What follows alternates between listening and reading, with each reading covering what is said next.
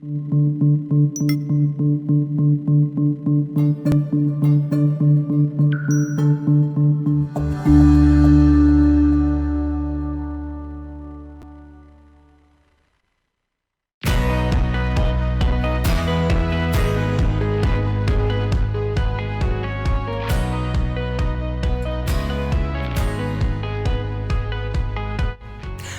and welcome to Coffee with Claire.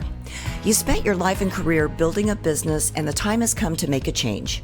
You want to sell it and retire or pass it on to your kids. So what's next? Millions of the baby boomer generation are facing this question every day. Over the next 10 years, 76% of business owners plan to sell or transfer their companies. That translates to 4.5 million businesses and $10 trillion in value.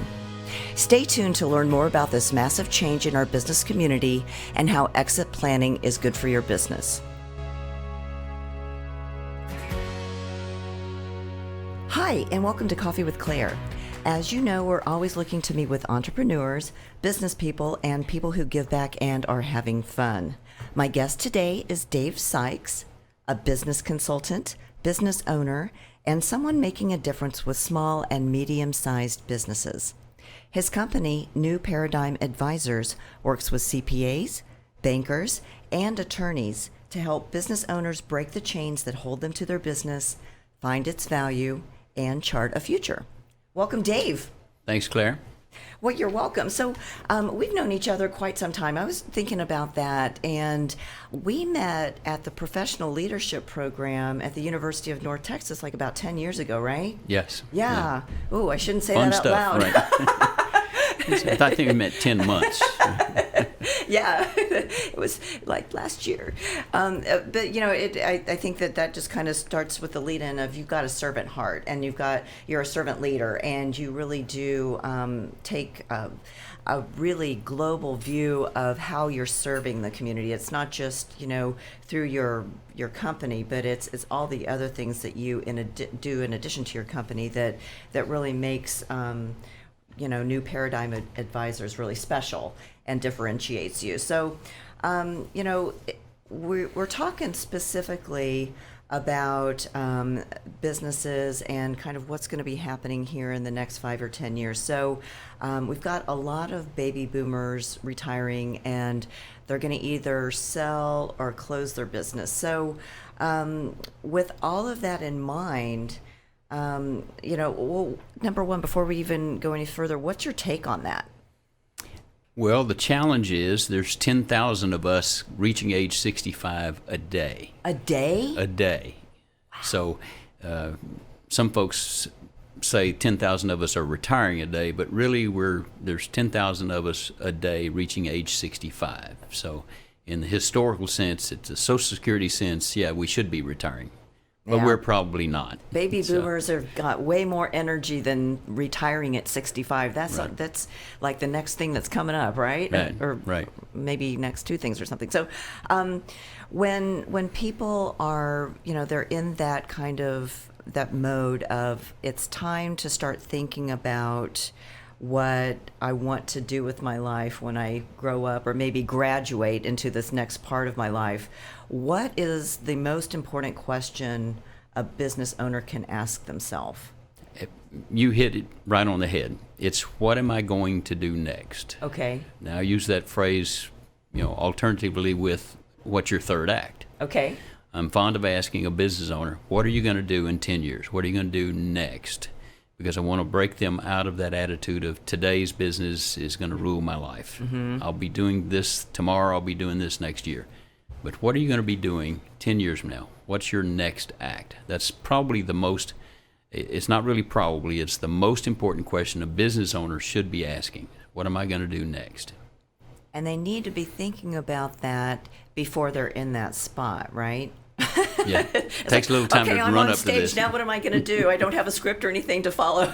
Right. It's like all the cameras and lights and everything else is ready, but if you don't have a plan of action, then you're not going to be able to move yourself forward. And then I'm sure that you find people in lots of different stages of that third act. You know, some of them aren't really even thinking about it yet. Some of them might be in the middle of it and then find themselves kind of floundering because they really haven't planned it out. Right. And then probably the ones that are working with you are really successful in what they're doing because you've helped them through that transition from, you know, the beginning and middle part, and now they're enjoying the fruits of all that effort. Right. So, when you're talking about the third act, I kind of have in my mind what that means, but let's illustrate that for the audience a little bit more. Okay. One of the pictures we try to paint is, you know, what is it going to look like after the business? Okay. And so many of us business owners say, "What do you mean after the business?" And so This is my life. well, it's true. And we say, "Well, you're going to die at your desk." Oh. And that sounds like a negative thing, but as a business owner, that's not really a bad thing. It's what I love. It's my passion. Right. So what's wrong with dying at my desk? Well, that's the challenge when we're saying, well, what are you going to do after the business? Yeah. The real point there is, well, if you're going to die at your desk, that's a good thing. Why don't we plan on not doing it at 60, 80 hours a week? Why don't we back off of that and set you up in a way that you can work just the hours you want to work on and do the things you're passionate about, which is, why don't you come mentor your people? Why don't you come enjoy the relationships that you've developed with your vendors and your favorite customers over the many years you've been in business, but get away from the daily grind of the business. So dying at my desk? Sure, I'm going to die at my desk. I'm kind of looking forward to that. I have nothing else to do that I'm so passionate about. So, as a business owner, what can I do? Do you guys have like a linear thought process of, you know, here I am, I'm getting ready to turn 65, and there's a plan of action that I can follow, or do you just kind of listen to the owners and find out what they're really excited about and help them customize that plan? Yeah. Most business owners are excited and passionate about something in addition to their business. Now, sometimes those questions get answered in somewhat of a trivial way. They say, well, I'm going to play more golf, or I'm going to spend more time with my grandchildren, or I'm going to travel. Mm-hmm. And my short answer to that is, no, you're not. Here's an interesting statistic that 75% of owners who have sold their business are unhappy with that decision a year later. Oh, wow. And what that really reveals is that they did not have something to go to. And they didn't work on developing that second passion or their third act or next act. So that's a challenge. So I know that there's two kinds of businesses. There's a lifestyle business, and then there's a value creator business. So what's the difference between the two, and which one is most common? Okay, most common is the lifestyle business. Okay. Probably the great bulk of closely held companies are lifestyle businesses. Those are the businesses where the business owner is intimately involved in the business on a daily basis. He is a significant driving force in the business, mm-hmm. and everyone recognizes the business as him or her. And he is really the major value of the business. A value creator business is a business that's probably growing at a bigger rate, okay? Faster rate, bigger company, because it can no longer depend on just a single individual. Okay, now don't get me wrong, the lifestyle business is historically paying a lot of money to the owner, making a lot of good lifestyle choices for the owner and for the employees. Mm-hmm. So it's not a bad thing. I don't mean it to be this is good and this is bad. Right. It's really, really good for an owner that's successful in a business.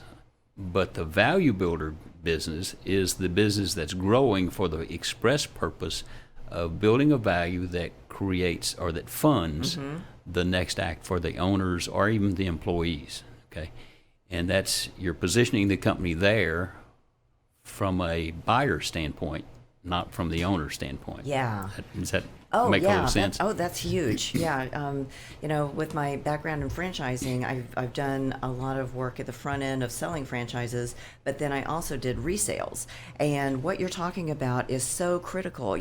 It's like when you start your business, you need to start thinking about how you're going to exit that business. Right. And you need to plan that business accordingly. So when you are ready to exit, it's very easy to do because you've minded the store, little air quotes, all along the way with that endpoint in mind. It's Exactly. not, because if your books are a mess, you've kind of been lackadaisical because you've been following your passion, but you haven't really been, making sure that all of the other pieces of the business are crystal clear. Then when you get ready to sell it, it's a mess. Right. And people are like, well, what am I buying? And then if you're the critical factor and you're going to exit stage left, then really, what am I buying? So Right. this is really important stuff if people Right. want to have a successful transition. So listen up, folks. Kind You of comes need to know this. kind of comes down to one simple deciding factor. If you're running your business out of your personal checkbook, Yeah. or you're running the business checkbook like your personal checkbook, that's a lifestyle business. Okay. Okay. So as a buyer comes in, they would look at that and say, well, we've got to clean that up. We've got to divorce you from the checkbook and set it up to where it's independent of you. So that's a simple way to look at it. And so Yeah. there's nothing wrong with it again. Right. 'Cause you're making a lot of money and having a lot of fun and enjoying what you're passionate about, but you're not setting the business up for someone else to come and say, I can buy that. Yeah. And they're wanting to buy the assets, right? Well, yeah, you're whether they buy the assets or buy the company in stock or Okay. whatever. Okay, but the simple approach is, they're buying the assets. Okay, so you got to make those assets. You really, as a business owner, don't want to be one of the assets. Right. That's what I was getting to. Right. It's like, so a transferable asset is defined as what? Well, you have hard assets, Okay. which are easy to determine. How much money's in the bank, how much Okay. equipment you have, Yeah. et cetera. Those are pretty straightforward things.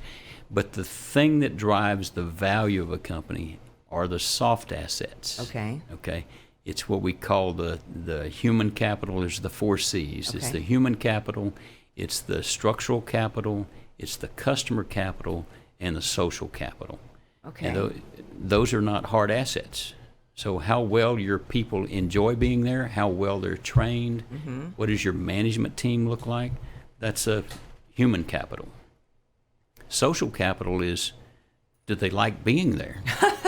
Okay, what's the culture? We use this term all the time. What's the culture of a company? Truth is, you can't come in and develop a culture. The culture is a result of how well the operations run, how well the management is done. Number one reason people leave a job is what? Don't like their boss. Yeah. Okay. Well, that again, you can't just come in and implement a culture. You have to make sure that the bosses all love their their employees and treat them such. So those are the 4 C's that really create a real value in a company. And, I think a lot of people have a tendency to maybe not look as closely to those parts of the business because they're not hard. Right. But one They're of the soft skills. they're soft skills, but Right. I think that they're the hard skills because it's not easy to come in with a cheery, happy attitude if you've been in traffic for 45 minutes, Right. or an hour or even longer. But, as a leader, you're showing up and showing everyone else what good looks like, right? Right. And if you're not, then guess what?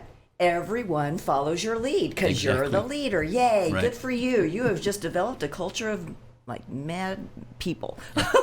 John Maxwell calls that the law of the lid. The law of the lid. Yeah, right. Oh, okay, because it's like, Yep. oh, well, that's very Your people descriptive. will never advance past where you are. Oh, yeah. So. And we know that we actually want our people to not just meet us, but exceed us. Yes. So we can transfer out of there, and they can go do the things that we don't want to do. We can go do the things we like to do. Exactly. Isn't that amazing? Well, I know that there are some specific events that drive a business owner to think about selling or transitioning their business. So let's talk a little bit in detail about those. Okay. You can categorize those into two different categories. Okay. One are pull events and one are push events. Okay. Okay. Pull and push. Right. Push events are really negative. They are what we call the 5 Ds. Okay. Okay. Divorce, distress, death, disability, and dysfunction. Okay. Okay. I don't even probably have to describe those. Okay. Probably shouldn't. I think people understand what they they're real are. negative. Something's going to happen that's going to cause the business to really be distressed. Okay. Or the death of either the owner or one of the owners or a spouse can significantly impact one's ability or even desire to run a company. Sure. Okay. So those are the things that will push you out of or to a transition. Okay. The things that we want to work on are the pull factors. Okay. Hence, where do you want to be in 10 years? What's your next act? Because if you'll focus on that and develop that passion, that begins to give you a reason to pull out of the business and set the business up to where nothing's pushing you out. You're saying, that's going to pull me out because I'm creating value in a next act. Whether that's, I want to start another business. I want to buy a franchise, do something entirely different. Okay, always wanted a sandwich shop, or always wanted a fast sign deal. You know, it's just the next act, and if that passion for that next act is strong, it'll cause you to want to say, okay, how do I then transition from this business? That's a pull factor. Okay, that's just a good example. And it probably feels a little bit better to be on that pull end, you know, because it sounds to me like you're a little bit more in control of the situation. Right, right. One of the things I'm fond of saying is kind of a challenge is you're going to leave this business either horizontally or vertically. So if you're going to do it vertically, do it with purpose. Okay. Oh my goodness, that's a great descriptor. I totally saw that. It is. Well, okay, so I'm a business owner. I absolutely love what I do. I mean, I cannot wait to get to the office every day. I get there at the crack of dark, and you know, I'm really into what I do, and you know, maybe my spouse is starting to say, hey, you know what? Remember when we got married 30 years ago and you said, I'm going to do this for this amount of time and then we're going to go do this out in Napa, or we're going to go travel and get that RV or whatever. If I don't want to die at my desk, if I don't want to leave horizontally, what do I need to be doing now to satisfy that spouse, to satisfy that drive for that next act? It's a big picture of just work on it. Okay. Identify it. Okay. Identify it and say, is that what I really want? And I'll go back to that trivial answer that people say, well, I want to play golf, or I want to travel, or whatever. Yeah. Tell you a quick story. Yeah. We love stories on Coffee with Claire. A good friend of mine and I were playing golf at a country club, and he played 3, 4, 5 times a week. Okay. And so we're standing there, and he loves golf, really good at it, especially compared to me. But really good at it. We were standing on the tee box one day, and he says, I can't do this anymore. I'm going, how can you not do this anymore? It's beautiful. He said, what are you talking about? He says, I just can't do this anymore. He said, Dave, you know, I play golf 3 or 4 times a week. I belong to this beautiful country club. And I'm saying, well, yeah, okay. Yeah. That sounds good. So where's the catch? He says, but I'm bored, and I don't have purpose. And I said, well, but you're retired. He says, but that's the whole point. I need something else tangible to do so I can feel like I'm contributing. Wow. So he really didn't have a good answer as to what that was at the moment, but he did within 30 days quit that club membership. Oh. Okay. And he became a real estate agent. Oh, okay. And in a real high-end Yeah. market up here in Dallas. Okay. And I'm thinking, well, he wants to make more money. He did not need to make more money.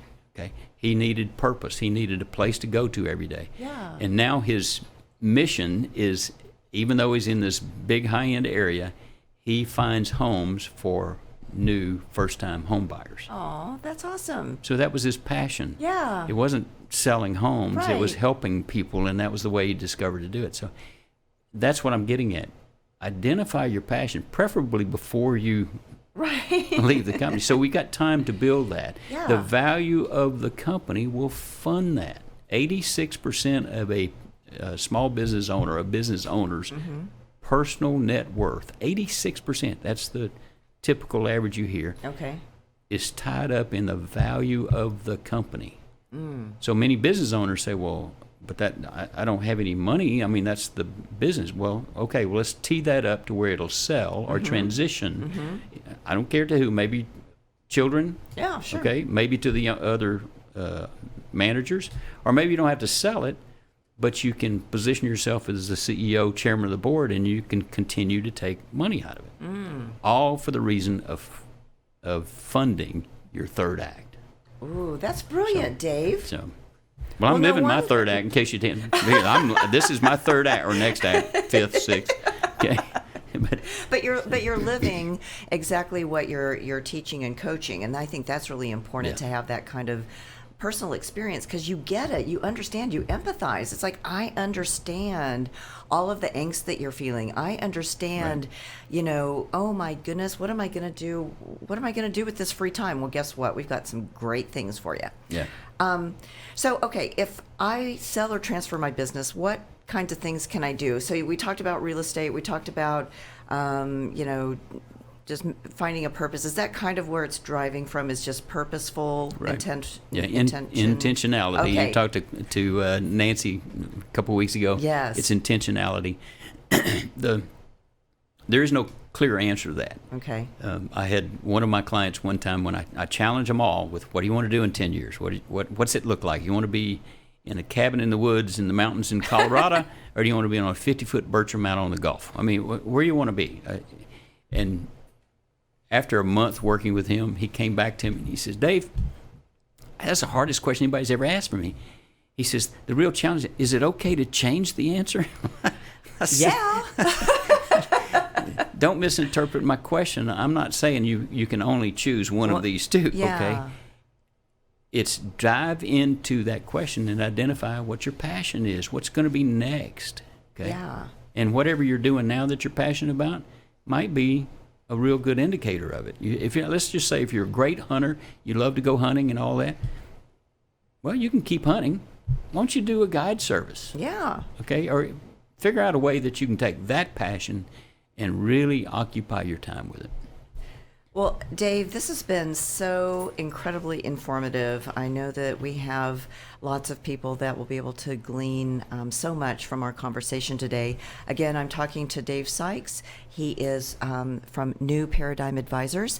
And Dave, let our listeners and audience know where to find you. Okay. We have a website, www.newparadigmadvisors.com. Okay. That's the easiest way to find us. All right. Of course, I'm always available. You can find me on LinkedIn and Facebook. So I look forward to visiting with anybody that wants to call and say, tell me how to find my passion. Yes, find my passion and give me my third act. That's right. All right. Well, thank you so much for tuning in today, listening and watching with Coffee with Claire. As always, we appreciate all of our loyal fans. We'll see you next time. Thanks for tuning in to this week's episode of Coffee with Claire. To learn more about today's guests, visit their website or find them on Facebook. To learn more about me, Claire Billingsley, follow me on LinkedIn or visit my website at coffeewithclaire.tv. And to hear more episodes of Coffee with Claire, subscribe, rate, and review the show on your favorite podcast and social media platforms.